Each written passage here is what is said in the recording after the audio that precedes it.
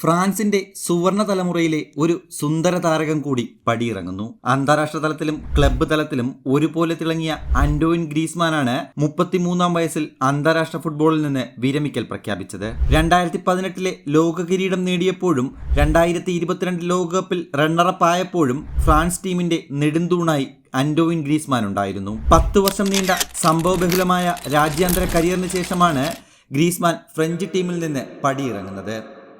2018 ഫ്രാൻസിന് ലോക കിരീടം നേടിക്കൊടുത്തതിന് പുറമെ 2021 യുവേഫ നേഷൻസ് ലീഗ് കിരീടം നേടിയ ഫ്രഞ്ച് ടീമിലും ഗ്രീസ്മാൻ അംഗമായിരുന്നു. 2016 യൂറോ കപ്പിൽ ഫ്രാൻസിനെ ഫൈനൽ വരെ എത്തിച്ചു.